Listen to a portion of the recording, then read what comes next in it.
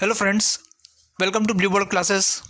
दोस्तों, एक बार फिर से आप सभी का बहुत बहुत स्वागत है ब्लू बोर्ड क्लासेस के इस ऑनलाइन यूट्यूब प्लेटफॉर्म पर, जहां मैं अंकित शर्मा एक बार फिर से हाजिर हूं एमपीपीएससी प्रीलिम्स 2024 की रिवीजन सीरीज़ लेकर। दोस्तों, इस सीरीज़ के द्वारा हम एमपीपीएससी प्रीलिम्स 2024 के लिए अपनी तैयारी को और ज़्यादा मजबूत कर रहे हैं और हमने अपनी शुरुआत यूनिट नंबर 7 के साथ की थी। यूनिट नंबर 7 यानी विज्ञान, पर्यावरण और स्वास्थ्य। दोस्तों, इस यूनिट के अंतर्गत अभी हमने जो हमारा पहला टॉपिक था यानी विज्ञान की प्रमुख शाखाओं का सामान्य ज्ञान, वो हमने पढ़ लिया है। पहले 2 लेक्चर में हमने उसकी थ्योरी पढ़ी और अगले लेक्चर में हमने उससे जुड़े प्रीवियस ईयर क्वेश्चंस लगाए। फिर दोस्तों, उसके बाद हमने शुरुआत करी थी हमारे अगले टॉपिक मानव शरीर संरचना की, जहां हमने सबसे पहले स्टार्ट किया था चैप्टर नंबर 1 जिसका नाम था सेल या कोशिका। क्योंकि जो कोशिका होती है वही सभी सजीवों का क्या होती है, आधार होती है। और कोशिका एक ऐसा महत्वपूर्ण टॉपिक है जिससे लगभग सभी प्रतियोगी परीक्षाओं में हमें कई सारे प्रश्न देखने को मिलते हैं। दोस्तों, यदि हम बात करें कोशिका की, तो ये हमारा कोशिका का तीसरा लेक्चर है। इससे पहले हम कोशिका पर 2 लेक्चर ऑलरेडी ले चुके हैं। यदि हम बात करें हमारे पहले लेक्चर की, तो वहाँ हमने कोशिका के इंट्रो के बारे में देखा था, कोशिका का हमने परिचय देखा था, कोशिका क्या होती है, कोशिका किसे कहते हैं। फिर उसके बाद हमने कोशिका सिद्धांत यानी सेल थ्योरी के बारे में पढ़ा था। सेल थ्योरी क्या है, किसने दी थी ना। फिर उसके बाद हमने कोशिका के विभिन्न प्रकार देखे थे, कोशिकाएं कितने प्रकार की होती है। वहाँ हमने देखा था जो कोशिकाएं मुख्य रूप से 2 प्रकार की है, प्रोकैरियोटिक, यूकैरियोटिक। उनमें फिर हमने डिफरेंस देखा था। उसके साथ फिर हमने यूकैरियोटिक कोशिकाओं के प्रकार देखे थे और पादप और जंतु कोशिका में हमने अंतर देखा था। ये इतनी सारी चीज़ें हमने हमारे जो पहले लेक्चर में थी डिस्कस करी थी। उसके बाद हमने हमारा जो सेकंड लेक्चर लिया था, वहाँ हमने कोशिका की संरचना को पढ़ना स्टार्ट किया था। हम जानते हैं कोशिका की जो संरचना होती है, कोशिका मुख्य रूप से 3 चीज़ों से मिलकर बनी होती है। एक, कोशिका का आवरण जो 2 प्रकार के होते हैं, झिल्ली, कोशिका झिल्ली और कोशिका भित्ति। दूसरे नंबर पे आ जाता है कोशिका द्रव्य ना, जिसमें कई सारे हमें कोशिकांग देखने को मिलते हैं। और तीसरे नंबर पर होता है केंद्रक। तो सेकंड लेक्चर में हमने कोशिका की संरचना में कोशिका के दोनों आवरण के बारे में पढ़ लिया था। कोशिका झिल्ली क्या होती है, कोशिका भित्ति क्या होती है, किनसे उनका निर्माण होता है, किन्होंने उनकी खोज की, क्या वो काम करती है। उसके अलावा फिर हमने कोशिका द्रव्य को पढ़ा था और कोशिका द्रव्य में पाए जाने वाले लगभग सभी जो कोशिकांग है, जो सेल ऑर्गेनेल्स जितने भी उसमें पाए जाते हैं, उन सब की हमने स्टडी कर ली थी। लेकिन कोशिका की संरचना का जो लास्ट स्टेप यानी जो केंद्रक है वो बच गया था और कोशिका विभाजन बाकी रह गया था। तो जो केंद्रक है उसके और कोशिका विभाजन के बारे में दोस्तों आज हम अपने इस लेक्चर में जानेंगे। आज के इस लेक्चर में हम पढ़ेंगे और साथ ही कोशिका से जुड़े कुछ ऐसे महत्वपूर्ण तथ्य जिनसे क्वेश्चंस एग्जाम्स में प्रीवियस ईयर में पूछे गए हैं और फ्यूचर में भी बनने के चांसेस हैं। ऐसे कई सारे जो महत्वपूर्ण तथ्य हैं वो मैं आज आपके लिए लेकर आया हूँ। तो दोस्तों, क्लास को बिल्कुल भी मिस मत कीजिएगा, लास्ट तक पूरी क्लास को ध्यान से देखिएगा और अगर आपके पास नोट्स नहीं है तो नोट्स बनाते चलिएगा।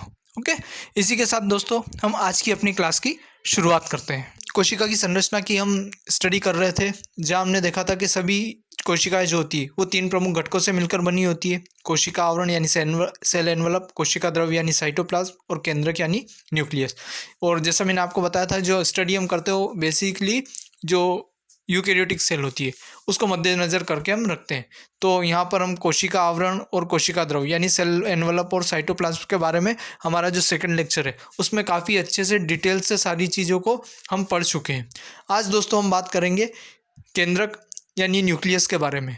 तो आइए दोस्तों, अब हम केंद्रक के बारे में पढ़ना और समझना शुरू करते हैं। दोस्तों, अगर हम बात करें केंद्रक, हम ये जानते हैं कि जो प्रोकैरियोटिक सेल्स होती है ना, जो प्रोकैरियोटिक सेल या प्रोकैरियोटिक कोशिका होती है, उसमें जो केंद्रक होता है वो अल्प विकसित होता है और दैट इज़ द रीज़न उसे अनुपस्थित माना जाता है ना। उसमें एक पूर्णतः विकसित केंद्रक नहीं पाया जाता है। सभी यूकैरियोटिक कोशिकाओं में सुविकसित केंद्रक पाया जाता है, जो केंद्रक झिल्ली के द्वारा साइटोप्लाज्म यानी कोशिका द्रव्य से अलग किया जाता है। ओके, तो हमको याद रखना, प्रोकैरियोटिक सेल में केंद्रक नहीं होगा, जबकि यूकैरियोटिक कोशिकाओं में केंद्रक हमको देखने को मिलेगा। बात करें हम केंद्रक की खोज की, तो कोशिका में केंद्रक की खोज रॉबर्ट ब्राउन नामक वैज्ञानिक ने 1831 में की थी ना। तो इस पर्सन का नाम हमको ज़रूर याद रखना है, क्योंकि इनसे रिलेटिव क्वेश्चंस कई बार एग्जाम्स में पूछे गए हैं कि कोशिका में केंद्रक की खोज किन के द्वारा की गई। तो कोशिका में केंद्रक की खोज रॉबर्ट ब्राउन के द्वारा की गई। अच्छा, अब आप मेरे एक सवाल का जवाब दीजिए जो स्टार्टिंग से क्लास ले रहे हैं कि कोशिका में केंद्रक की खोज तो रॉबर्ट ब्राउन ने कर दी, लेकिन कोशिका की खोज किसने की थी ना। आंसर कमेंट में ज़रूर लिखिएगा। ठीक, आगे अगर हम बात करें तो केंद्रक कोशिका द्रव्य में स्थित एक दोहरी झिल्ली युक्त संरचना होती है। यानी जो केंद्रक होता है उसके चारों तरफ दोहरी झिल्ली का आवरण पाया जाता है। कोशिका में कुछ ही ऐसे कोशिकांग होते हैं जिनके चारों ओर दोहरी झिल्ली पाई जाती है, और ऐसे कोशिकांग को हमको याद रखना बहुत ज़्यादा ज़रूरी हो जाता है, क्योंकि यहाँ से भी प्रश्न बनने की संभावनाएं होती है। तो वो जो महत्वपूर्ण तथ्य है जो लास्ट में मैंने इंक्लूड किए, उसमें आपको मैं बताऊंगा कि कौन कौन से ऐसे कोशिकांग हैं जिन पर दोहरा आवरण यानी दोहरी झिल्ली पाई जाती है। तो वो हमको ज़रूर याद रखना है। उन्हीं में से एक है हमारा केंद्रक, जिसके चारों ओर दोहरा आवरण यानी दोहरी झिल्ली पाई जाती है। केंद्रक के चारों ओर पाई जाने वाली इस झिल्ली को केंद्रक झिल्ली यानी न्यूक्लियर मेम्ब्रेन कहा जाता है। दोस्तों, केंद्रक से जुड़े इन सभी महत्वपूर्ण पॉइंट्स को आप नोट डाउन कर लीजिए, स्क्रीनशॉट ले लीजिए, फिर हम आगे बढ़ते हैं। दोस्तों, यदि हम बात करें तो जो केंद्रक झिल्ली होती है वो केंद्रक को एक आकार प्रदान करने का तथा उसे कोशिका में एक अलग पहचान दिलाने का क्या करती है, कार्य करती है। क्योंकि केंद्रक झिल्ली होती है जो कोशिका द्रव्य के अंदर केंद्रक को क्या करती है, अलग पहचान दिलाती है। अगर केंद्रक झिल्ली ना हो ना, तो आप केंद्रक और कोशिका द्रव्य को अलग नहीं कर पाएंगे, पहचान नहीं पाएंगे कि केंद्रक की शुरुआत कहाँ से हो रही है और कहाँ पर केंद्रक खत्म हो रहा है, या केंद्रक जो है वो किस जगह पर स्थित है। तो सबसे पहली चीज़ जो हमको याद रखना है कि केंद्रक झिल्ली जो होती है वो केंद्रक को आकार प्रदान करने का और उससे कोशिका में अलग पहचान दिलाने का कार्य करती है। उसके बाद यदि हम देखें तो केंद्रक झिल्ली जो होती है वो भी अर्ध पारगम्य या चयनात्मक का पारगम्य होती है। जैसे हमने देखा था जो सेल मेम्ब्रेन होती है, कोशिका झिल्ली होती है, वो क्या होती है, उसका नेचर जो होता है उसका नेचर भी अर्ध पारगम्य और चयनात्मक पारगम्य होता है। यानी ना तो वो सारी चीज़ों को अंदर आने देता है और ना ही सारी चीज़ों को बाहर जाने देता है। सिर्फ कुछ सिलेक्टिवली कंटेंट होता है जिसको सेल मेम्ब्रेन अंदर आने देती है और बाहर जाने देती है। उसी प्रकार जो केंद्रक झिल्ली होती है वो भी सेमी परमिएबल और सिलेक्टिवली परमिएबल यानी अर्ध पारगम्य और चयनात्मक पारगम्य होती है। ये भी ना तो सारी चीज़ों को साइटोप्लाज्म से न्यूक्लियोप्लाज्म में आने देती है और ना ही सारी चीज़ों को न्यूक्लियोप्लाज्म से साइटोप्लाज्म में जाने देती है। दोस्तों, जो केंद्रक होता है उसके अंदर केंद्रक द्रव्य यानी न्यूक्लियोप्लाज्म, केंद्रिका यानी न्यूक्लियस और क्रोमेटिन जाल यानी क्रोमेटिन नेटवर्क पाया जाता है। केंद्रक क्योंकि पूरी कोशिका को नियंत्रित करने का कार्य करता है, इसलिए इसे कोशिका का मस्तिष्क कहा जाता है। इस बात को भी हमें ध्यान रखना है, क्योंकि कई बार कई एग्जाम्स में ये पूछा गया है कि किस कोशिकांग को कोशिका का मस्तिष्क कहा जाता है। तो हमें याद रखना है कि जो केंद्रक होता है उसे कोशिका का मस्तिष्क कहा जाता है, क्योंकि केंद्रक पूरी कोशिका में होने वाली सभी क्रियाविधि को क्या करता है, नियंत्रित करने का या उन्हें संचालित करने का कार्य करता है। दोस्तों, केंद्रक में भरा हुआ अर्ध तरल गाढ़ा दानेदार चिपचिपा पदार्थ जो होता है उसे केंद्रक द्रव्य या न्यूक्लियोप्लाज्म कहा जाता है। ये चीज़ हमको याद रखना है। केंद्रक द्रव्य जो होता है वो केंद्रक का जीवित भाग होता है ना। जैसे हमने पढ़ा कि जो कोशिका द्रव्य होता है वो कोशिका का जीवित भाग होता है, उसी तरह जो केंद्रक द्रव्य होता है वो केंद्रक का क्या होता है, जीवित भाग होता है। और दोस्तों, केंद्रक द्रव्य और कोशिका द्रव्य दोनों को मिलाकर ही सामूहिक रूप से क्या कहा जाता है, जीव द्रव्य कहा जाता है। ठीक है, केंद्रक द्रव्य को इंग्लिश में हम बोलते हैं न्यूक्लियोप्लाज्म, जबकि कोशिका द्रव्य को कहा जाता है साइटोप्लाज्म। और न्यूक्लियोप्लाज्म और साइटोप्लाज्म इन दोनों को ही मिलाकर मुख्य रूप से कहा जाता है जीव द्रव्य यानी प्रोटोप्लाज्म की संज्ञा इन्हें दी जाती है। जीव द्रव्य की खोज की अगर हम बात करें दोस्तों, तो जीव द्रव्य की खोज डुजार्डिन नामक वैज्ञानिक ने की थी, और उन्होंने इस जीव द्रव्य को सार्कोट नाम दिया था ना। ये चीज़ आपको याद रखना है कि जो जीव द्रव्य है उसकी खोज किसने की थी, डुजार्डिन नामक वैज्ञानिक ने की थी, और उन्होंने इसे नाम दिया था सार्कोट। लेकिन आगे चलकर पुरकिंजे नामक वैज्ञानिक हुए और उन्होंने इसे जीव द्रव्य यानी प्रोटोप्लाज्म की संज्ञा दी।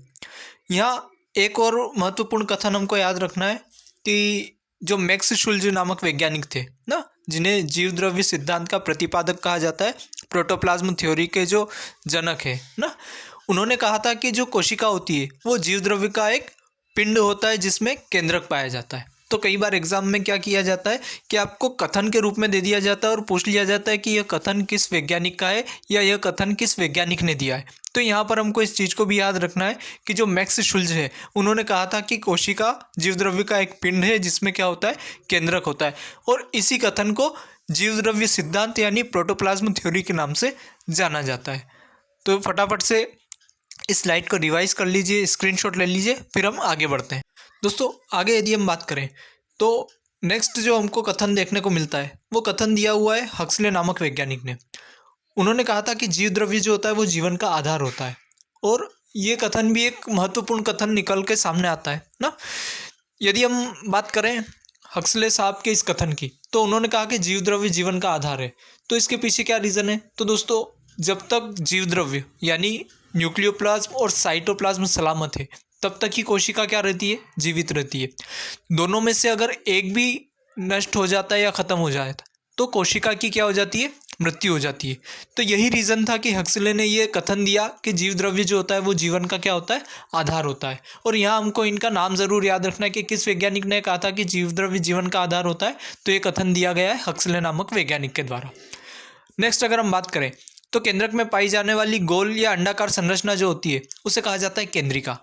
जिस तरह से केंद्रक पूरी कोशिका में होने वाली विभिन्न क्रियाओं को नियंत्रित करता है, उसी तरह से जो केंद्रिका होती है वो पूरे केंद्रक को संचालित करने का कार्य करती है। तो हमारे लिए केंद्रिका एक महत्वपूर्ण कोशिकांग हो जाता है। केंद्रिका की खोज जो है वो फेलिक फोंटाना नामक वैज्ञानिक से 1774 में की थी ना। हमको वैज्ञानिक का नाम ज़रूर याद रखना है, सन अगर हम याद नहीं भी करेंगे तो भी कोई दिक्कत नहीं, क्योंकि सन विज्ञान के दृष्टिकोण से बहुत ज़्यादा महत्वपूर्ण नहीं होते। तो यहाँ हमको वैज्ञानिक का नाम याद रखना है कि जो केंद्रिका है उसकी खोज फेलिक फोंटाना नामक वैज्ञानिक ने की थी। अगर हम बात करें केंद्रिका के कार्य की, तो केंद्रिका का जो कार्य है वो केंद्रक के कार्यों का नियंत्रण करना सबसे पहला। दूसरा, केंद्रिका ही होती है जो राइबोसोम का निर्माण करती है ना। हमने पढ़ा था कि जो राइबोसोम होता है वो प्रोटीन का निर्माण करता है और इसीलिए उसे प्रोटीन फैक्ट्री के नाम से जाना जाता है। तो जो राइबोसोम होता है उसका निर्माण कौन करती है, केंद्रिका करती है, और वहीं से फिर वो केंद्रक से बाहर आता है और कोशिका द्रव्य में आकर स्थिर हो जाता है। बात करें हम कोशिका विभाजन के समय, तो कोशिका विभाजन जो होता है उस वक्त भी केंद्रिका क्या करती है, महत्वपूर्ण भूमिका निभाती है। तो इतनी बातें हमको जो है केंद्रिका से संबंधित याद रखनी है। जल्दी से आप दोस्तों इसका रिवीजन कर लीजिए, फिर हम आगे बढ़ते हैं। आगे यदि दोस्तों हम बात करें तो केंद्रक में उपस्थित धागेनुमा संरचना को क्रोमेटिन कहा जाता है। यदि आपने केंद्रक का स्ट्रक्चर ध्यान से देखा होगा तो उसमें एक धागेनुमा संरचना पाई जाती है जिसे क्रोमेटिन कहा जाता है। यह क्रोमेटिन ही कोशिका विभाजन के समय गुणसूत्रों यानी क्रोमोसोम्स का क्या करता है, निर्माण करता है। तो यहाँ हमको याद रखना है कि केंद्रक में उपस्थित धागेनुमा संरचना को क्या कहते हैं, क्रोमेटिन, और यही क्रोमेटिन आगे चलकर क्रोमोसोम्स यानी गुणसूत्र का क्या करता है, निर्माण करता है। जो गुणसूत्र होते हैं, गुणसूत्र में डीएनए पाए जाते हैं जो आनुवंशिक गुणों के वाहक होते हैं। जो गुणसूत्र होते हैं उसके अंदर क्या उपस्थित होते हैं, उसमें उपस्थित होते हैं डीएनए, और यही डीएनए जो होते हैं एक पीढ़ी से दूसरी पीढ़ी में आनुवंशिक लक्षणों को लेकर जाने का कार्य करते हैं। तो यदि हम देखें तो यहाँ एक क्वेश्चन बनता है कि आनुवंशिक लक्षणों को एक पीढ़ी से दूसरी पीढ़ी में ले जाने का कार्य कौन करता है, तो इसका आंसर होगा दोस्तों डीएनए। दोस्तों जो डीएनए होता है उसकी संरचना द्विगुणित होती है, यानी डबल हेलिकल स्ट्रक्चर डीएनए का पाया जाता है। और इस स्ट्रक्चर के एक छोटे से भाग को, यानी अगर हम इसको छोटे छोटे टुकड़ों में तोड़े तो जो एक पीस निकल के आता है, एक खंड जो होता है उसे कहा जाता है जीन। जो डीएनए का एक खंड होता है उसे ही क्या कहा जाता है, जीन कहा जाता है। मनुष्य में 23 जोड़े गुणसूत्र पाए जाते हैं। ये चीज़ भी हमको याद रखना है दोस्तों। यदि कभी पूछा जाए मनुष्य में कितने जोड़े गुणसूत्र पाए जाते हैं, तो मनुष्य में 23 जोड़े गुणसूत्र पाए जाते हैं।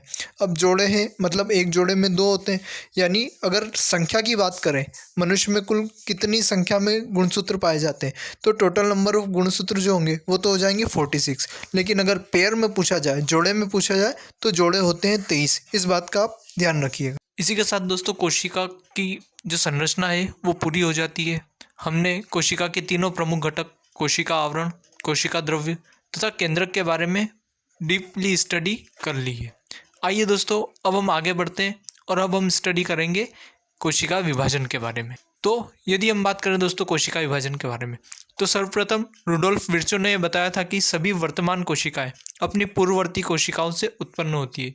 याद कीजिए जब हमने सेल थ्योरी पढ़ी थी, कोशिका सिद्धांत, तो वहाँ हमने जाना था कि रुडोल्फ विर्चो वो पहले पर्सन थे जिन्होंने बताया था कि आज प्रेजेंट टाइम में जितनी भी जीवित कोशिकाएं उपस्थित है वो सभी कहीं ना कहीं अपनी पूर्ववर्ती कोशिकाओं से ही क्या हुई है, उत्पन्न हुई है।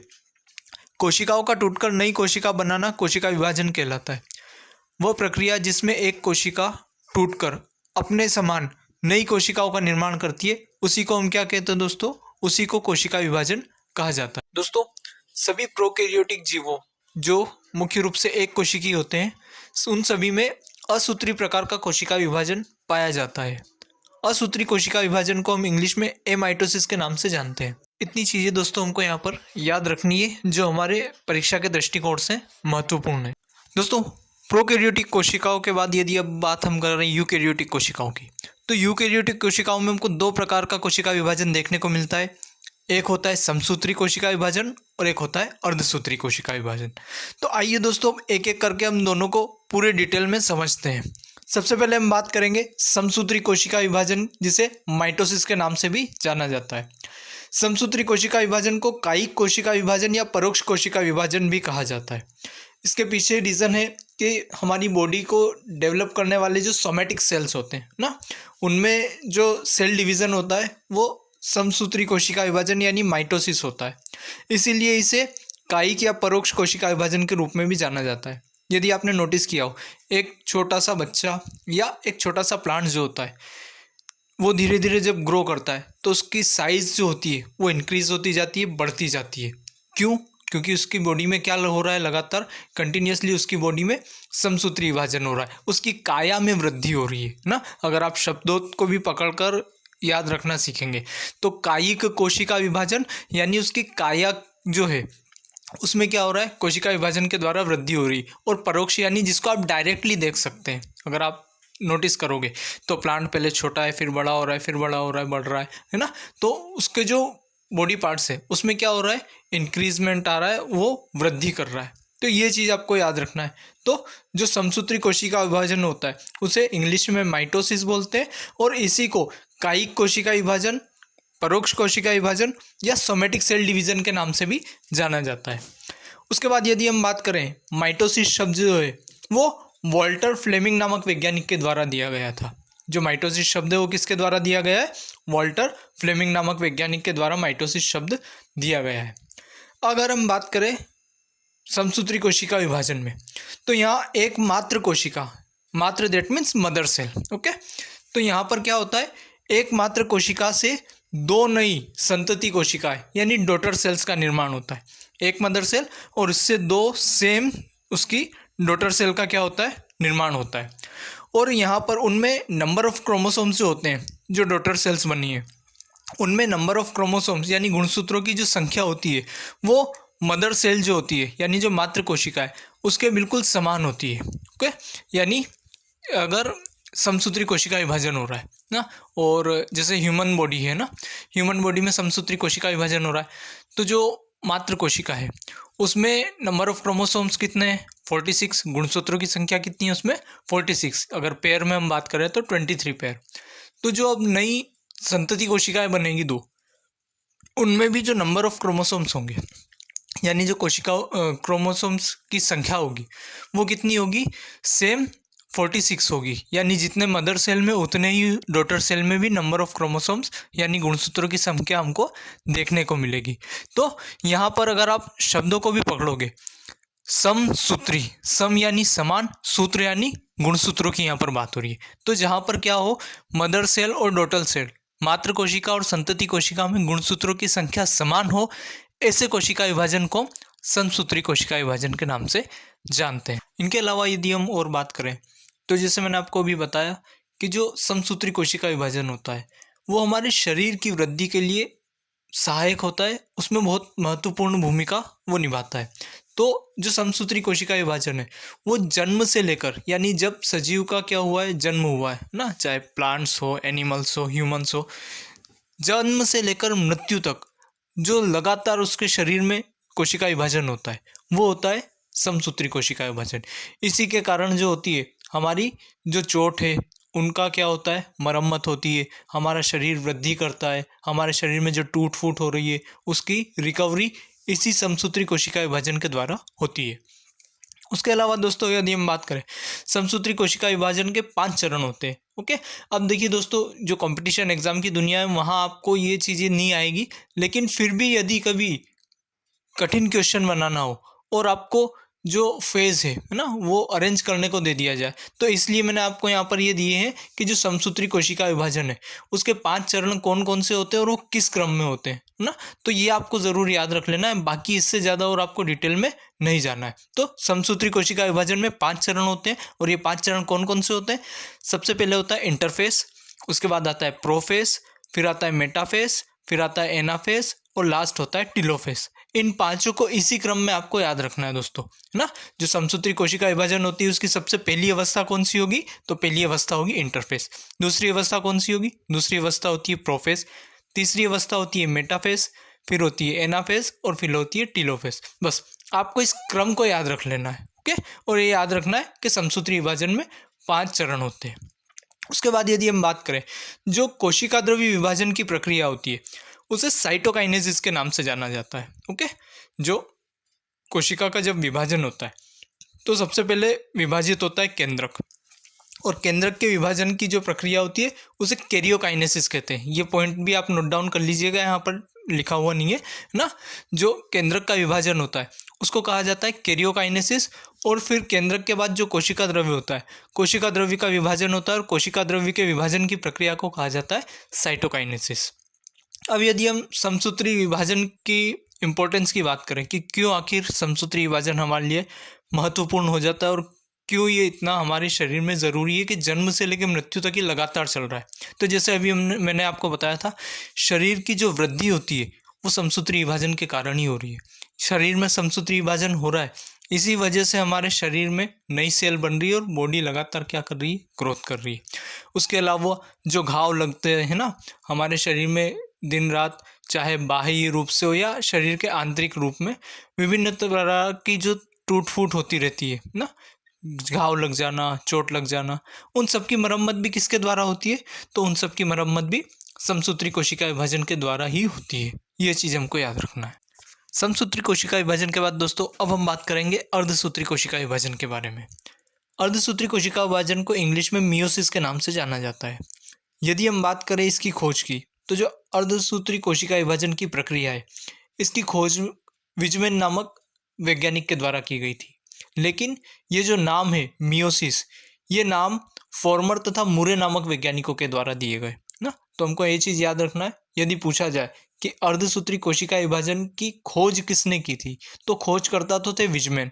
सबसे पहले उन्हीं ने इस प्रक्रिया के बारे में पता लगाया था, लेकिन इसे मियोसिस का नाम जो है वो फॉर्मर तथा मुरे नामक वैज्ञानिकों ने दिए थे। इसके बाद यदि हम बात करें तो जो अर्धसूत्री कोशिका विभाजन है ये केवल जनन कोशिकाओं यानी जर्म सेल में ही होता है। सिर्फ और सिर्फ जर्म सेल में ही हमको अर्धसूत्री कोशिका विभाजन यानी मियोसिस देखने को मिलेगा। इसके अलावा मियोसिस और कहीं नहीं होता है, ये चीज़ याद रखिएगा। अब अगर हम बात करें जनन कोशिका यानी जर्म सेल क्या होती है, तो दोस्तों जो हम ह्यूमन बॉडी है या एनिमल्स जो है जो भी लैंगिक प्रजनन करते हैं उनमें 2 प्रकार की जर्म सेल मिलती है। एक मेल में जिसे हम शुक्राणु या स्पर्म कहते हैं, और दूसरा फीमेल में जिसे अंडाणु या ओवम के नाम से जाना जाता है ना। तो ये क्या होती है, जर्म सेल होती है। और लैंगिक प्रजनन यानी सेक्सुअल जो रिप्रोडक्शन है उसके लिए दोनों का होना बहुत ज़्यादा ज़रूरी होता है।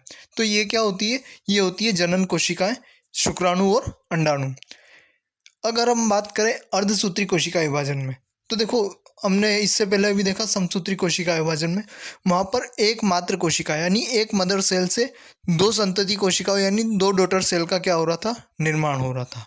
लेकिन अर्धसूत्री कोशिका विभाजन में एकमात्र कोशिका यानी एक मदर सेल से 4 संतति कोशिकाओं यानी 4 डॉटर सेल्स का क्या होता है, निर्माण होता है। अब ये ऐसा क्यों होता है, तो दोस्तों इसका पीछे का रीज़न है कि मियोसिस में जो प्रोसेस होती है ना वो ट्वाइस होती है, 2 बार होती है। जो विभाजन की प्रक्रिया होती है ना, वो मियोसिस में 2 बार होती है। जो प्रक्रिया समसूत्री विभाजन में सिर्फ 1 बार हो रही थी, वो प्रक्रिया अर्धसूत्री विभाजन में 2 बार होती है।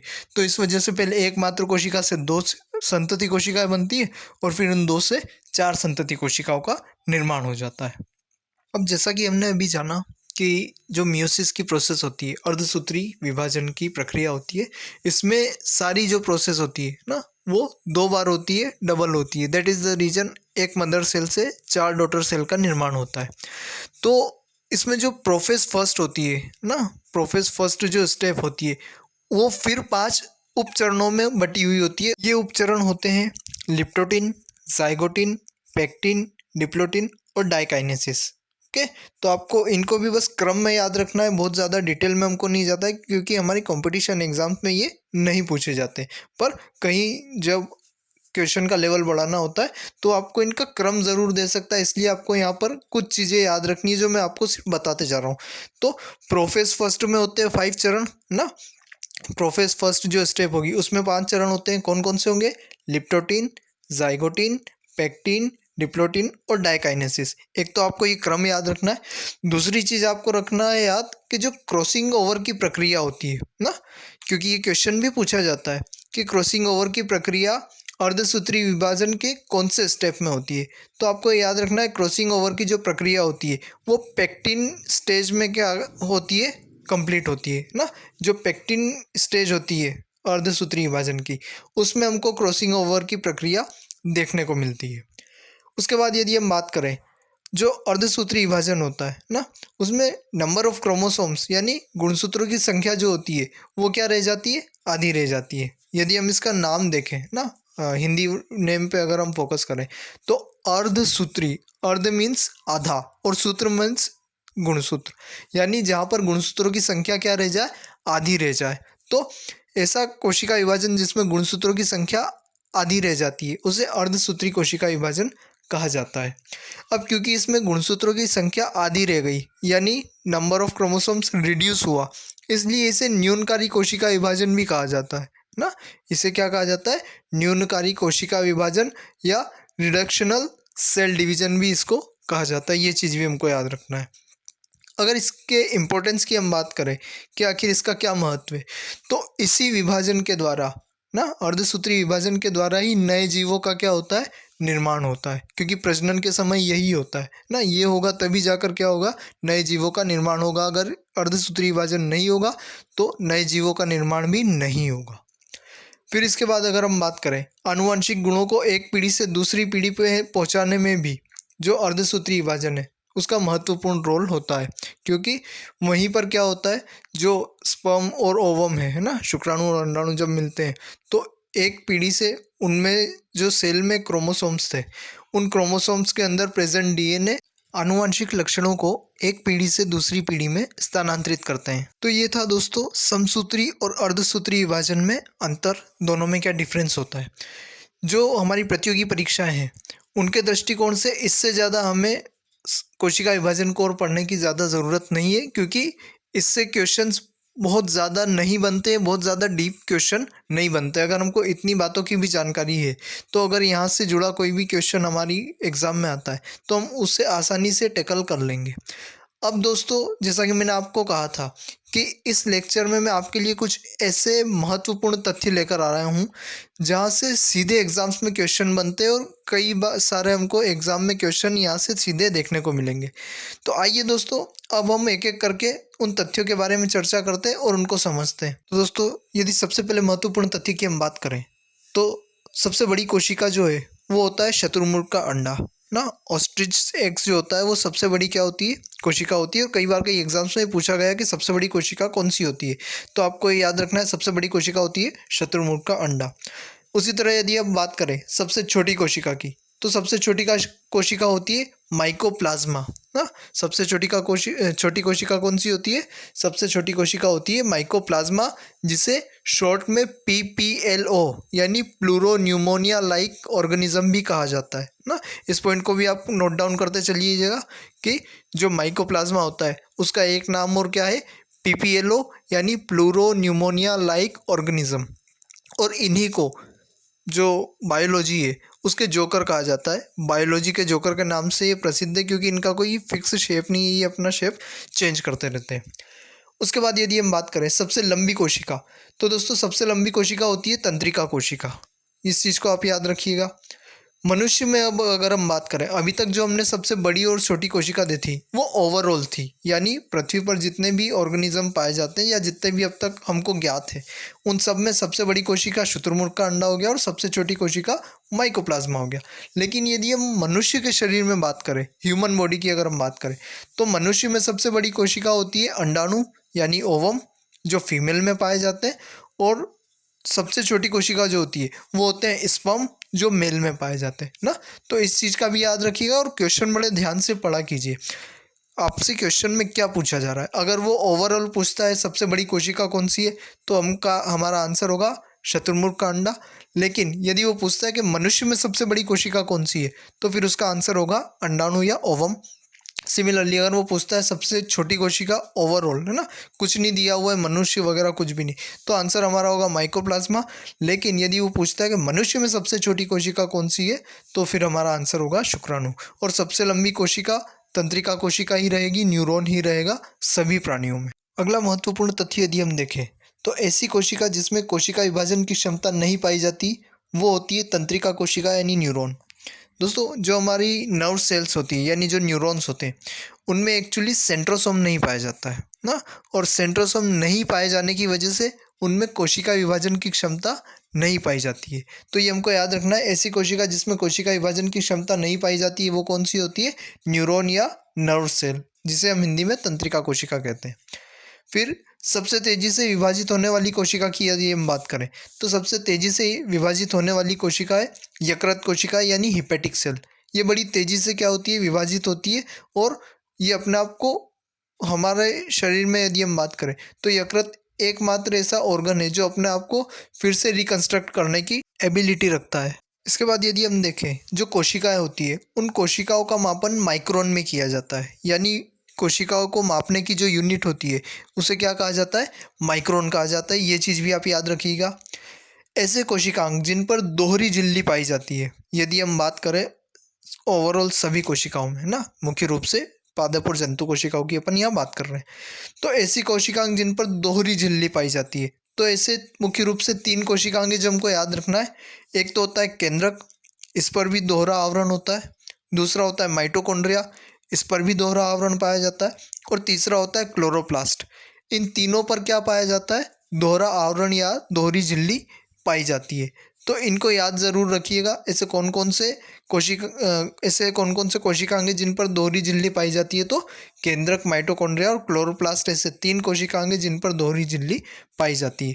बाकी सभी पर सिंगल मेम्ब्रेन पाई जाती है। ऐसे कोशिकांग जिनमें स्वयं का डीएनए और राइबोसोम पाए जाते हैं, तो ऐसे कोशिकांग भी 2 होते हैं, एक तो माइटोकॉन्ड्रिया और एक क्लोरोप्लास्ट, है ना। केंद्रक में तो होता ही है, लेकिन केंद्रक को छोड़कर ऐसे कौन कौन से कोशिकांग हैं जिनमें उनका स्वयं का डीएनए और राइबोसोम पाया जाता है, तो ऐसे 2 कोशिकांग होते हैं, माइटोकॉन्ड्रिया और क्लोरोप्लास्ट। और इन्हें अर्धसंरक्षी कोशिकांगों के रूप में भी जाना जाता है, ये बात भी आप याद रखिए। फिर उसके बाद अब कुछ लवकों के बारे में हम पढ़ लेते हैं, जहाँ से क्वेश्चन कई बार एग्जाम्स में हमको देखने को मिलते हैं। जैसे गाजर का जो रंग होता है, वो गाजर का रंग किसकी वजह से होता है, तो वो होता है कैरोटीन की वजह से। गाजर का जो रंग होगा वो किसकी वजह से होता है, कैरोटीन की वजह से। जो टमाटर होता है, टमाटर का जो लाल रंग है वो किसकी वजह से होता है, वो होता है लाइकोपिन की वजह से ना। जो आंवला होता है, आंवले का जो टेस्ट आता है, हल्का सा तीखा सा कड़वा सा जो टेस्ट आता है ना, वो किसकी वजह से होता है, तो होता है दोस्तों टेनिन की वजह से।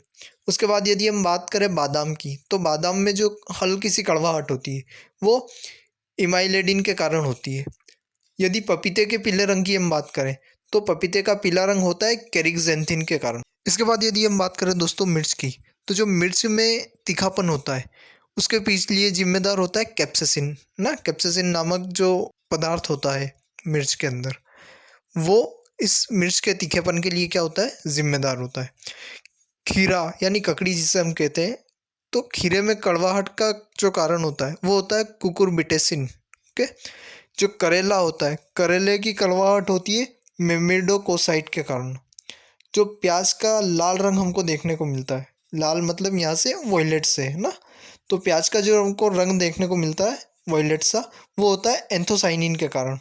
वहीं प्याज का जो पीला रंग होता है, जब इनिशियल स्टेज में होता है, वाइट, हल्का वाइट जो कलर हमको देखने को मिलता है, वो होता है क्वेरसिटीन के कारण। यदि हम बात करें दूध के रंग की, तो दूध का जो सफ़ेद रंग होता है वो होता है केसिन के कारण, ना, जो अपने आप में एक प्रोटीन है। केसिन जो होता है वो क्या होता है, प्रोटीन होता है एक तरह का।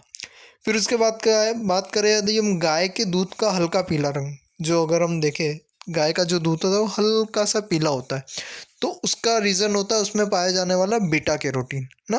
तो इन सारी पॉइंट्स को भी आप अच्छे से याद रखिएगा। उसके बाद यदि हम बात करें दोस्तों, तो जो बालों का रंग होता है, हमारा बालों का जो काला रंग होता है, उसके लिए जिम्मेदार होता है मेलानिन, ना। मेलानिन एक प्रकार का वर्णक होता है जो हमारे शरीर में बनता है, और ये हमारी त्वचा और बालों के काले रंग के लिए जिम्मेदार होता है। बेसिकली ये हमें सूरज से आने वाली अल्ट्रावायलेट किरणों से बचाने का काम करता है। दैट इज़ द रीज़न आप देखोगे कि जहाँ पर जो लोग सूर्य की संपर्क में ज़्यादा रहते हैं, यानी जो धूप में ज़्यादा काम करते हैं, उनका रंग डार्क रहता है, क्योंकि उनका शरीर ज़्यादा मेलानिन प्रोड्यूस करता है। और वहीं ऐसे लोग जो सूर्य के संपर्क में बहुत कम होते हैं, बहुत कम धूप में निकलते हैं, ज़्यादातर घरों में रहते हैं, एसी में हैं, उनका धूप में आने जाने का काम ना के बराबर होता है। तो आपको वो लोग गोरे देखने को मिलेंगे, क्योंकि उनके शरीर में मेलानिन जो है वो बहुत कम मात्रा में प्रोड्यूस होता है। तो ये याद रखिएगा, जो मेलानिन है वो ना सिर्फ हमारे बालों के काले रंग के लिए जिम्मेदार है, बल्कि हमारे त्वचा का जो टोन होता है, स्किन टोन, उसके लिए भी मेलानिन जिम्मेदार होता है। उसके बाद यदि हम बात करें डीएनए, ना, तो आपको डीएनए का फुल फॉर्म पता होना चाहिए, ये भी बहुत सी बार पूछ लिया जाता है एग्जाम्स में। तो डीएनए का फुल फॉर्म होता है डीऑक्सीराइबो न्यूक्लिक एसिड। वहीं अगर हम बात करें डीएनए के स्ट्रक्चर की, तो जो डीएनए की द्विगुणित संरचना, जिसे इंग्लिश में हम डबल हेलिकल मॉडल बोलते हैं, तो डीएनए की जो द्विगुणित संरचना है वो वॉटसन और क्रिक नामक वैज्ञानिकों के द्वारा दी गई थी। ये हमको याद रखना है, इंपॉर्टेंट क्वेश्चन है, कई बार पूछा गया है कि डीएनए का जो द्विगुणित मॉडल है वो किन के द्वारा दिया गया है। तो डीएनए की द्विगुणित संरचना जो है वो वॉटसन और क्रिक नामक वैज्ञानिकों के द्वारा दी गई थी। उसके बाद यदि हम बात करें सबसे बड़ा कोशिकांग, हमने सबसे बड़ी कोशिका के बारे में तो बात कर ली, अब हम यहाँ जानेंगे सबसे बड़ा कोशिकांग कौन सा है, यानी कौन सा सेल ऑर्गेनिल। ओके, तो जो सबसे बड़ा कोशिकांग, पहले अगर हम बात करें प्लांट सेल की, पादप कोशिका में, तो पादप कोशिका का सबसे बड़ा कोशिकांग होता है उसकी रिक्तिका, है ना। जो रिक्तिकाएँ पाई जाती है पादप कोशिकाओं में, वो उनका सबसे बड़ा क्या होती है, कोशिकांग होती है। वहीं यदि हम बात करें जंतु कोशिका की, तो जंतु कोशिका का सबसे बड़ा कोशिकांग होता है उसका केंद्रक। जो जंतु कोशिका में केंद्रक पाया जाता है वो जंतु कोशिका का सबसे बड़ा कोशिकांग होता है। अब बड़े के बाद यदि हम बात करें छोटे की, तो दोस्तों सबसे छोटा जो कोशिकांग होता है वो होता है राइबोसोम। चाहे आप एनिमल सेल की बात करें, चाहे प्लांट सेल की बात करें, दोनों ही कोशिकाओं में सबसे छोटा जो सेल ऑर्गेनिल या जो सबसे छोटा कोशिकांग होता है वो कौन सा होता है दोस्तों, वो होता है राइबोसोम। तो दोस्तों ये थे मोस्ट इम्पोर्टेंट महत्वपूर्ण तथ्य, जो कई सारे प्रीवियस ईयर क्वेश्चंस से निकाल कर और अलग अलग जगहों से इकट्ठा करके मैं आपके लिए लाया था, क्योंकि यहाँ से आपको कई सारे क्वेश्चंस डायरेक्ट एग्जाम में देखने को मिलते हैं। इनके अलावा दोस्तों जो हमने फर्स्ट और सेकंड लेक्चर में जितनी भी चीज़ें पढ़ी है, वहाँ से भी चीज़ें आपको दोस्तों याद रखना है। जैसे कोशिका का पावर हाउस किसे कहते हैं, माइटोकॉन्ड्रिया। कोशिका की प्रोटीन फैक्ट्री, राइबोसोम, ना। क्लोरोप्लास्ट जो होता है उसे कोशिका का किचन कहते हैं। या कोशिका के आत्महत्या की थैली की हम बात करें तो लाइसोसोम। वो पॉइंट्स भी दोस्तों आपको याद रखना है। और यदि आपने फर्स्ट और सेकंड लेक्चर नहीं देखे, तो दोस्तों मैं आपको यही कहूँगा कि आप पहला और दूसरा लेक्चर भी ज़रूर लीजिएगा, ताकि आपको सेल से जुड़े हुए किसी भी क्वेश्चन को हल करने में कहीं से कहीं तक कोई दिक्कत नहीं आए। पहला, दूसरा और तीसरा तीनों लेक्चर्स को कंप्लीट कीजिएगा, इनके प्रॉपर नोट्स बनाइएगा और रिवीजन करते रहिएगा। और आई एम श्योर इसको करने के बाद दोस्तों आपको सेल से रिगार्डिंग कहीं और कुछ पढ़ने की या देखने की ज़रूरत नहीं पड़ेगी, और इनके बाहर आपका कोई क्वेश्चन नहीं जाएगा। तो दोस्तों ये थी हमारी आज की क्लास, जहाँ पर हमने अपने कोशिका जो चैप्टर है उसको पूरा कर लिया है, पूरी तरह से कंप्लीट कर लिया है। कोशिका का जो चैप्टर था हमने 3 लेक्चर्स में इसको कंप्लीट किया है। पहले लेक्चर में जहाँ हमने सेल और उसकी थ्योरी के बारे में बात करी थी, सेल क्या होता है, कितने प्रकार का होता है, सेल थ्योरी क्या होती है। वहीं दूसरे लेक्चर में हमने स्ट्रक्चर ऑफ सेल को पढ़ा था, यानी कौन कौन से कोशिकांग उसमें होते हैं, किन किन चीज़ों से मिलकर कोशिका बनी होती है। और आज के इस लेक्चर में हमने कोशिका विभाजन के बारे में और कोशिका से जुड़े हुए मोस्ट इम्पोर्टेंट जो महत्वपूर्ण तथ्य थे उन सारी चीज़ों को पढ़ा है। दोस्तों इतना सब पढ़ने के बाद आपका कोशिका से कोई क्वेश्चन नहीं छूटेगा, चाहे आप किसी भी लेवल की कोई भी एग्ज़ाम दें, आप कोशिका से जुड़े हर एक क्वेश्चन को बड़े आसानी से हल कर पाएंगे। बस अब आप इसको रिवाइज करते रहिएगा बार बार और नोट्स बना लीजिएगा प्रॉपर। तो दोस्तों ये थी हमारी आज की क्लास। उम्मीद करता हूँ आपको ये क्लास पसंद आई होगी। आप इसे लाइक कीजिए, ज़्यादा से ज़्यादा विद्यार्थियों तक, ज़्यादा से ज़्यादा अभ्यर्थियों तक इसे शेयर कीजिए ताकि वो भी इसका लाभ ले सके। और आगे भी इसी तरह की क्लासेस देखते रहने के लिए चैनल को सब्सक्राइब कर लीजिए ताकि आपको क्लासेस का नोटिफिकेशन मिल जाए। जुड़े रहिए ब्लू बोर्ड क्लासेस के साथ, पढ़ते रहिए, बढ़ते रहिए। जल्द मिलेंगे फिर एक और नई क्लास के साथ। तब तक के लिए धन्यवाद।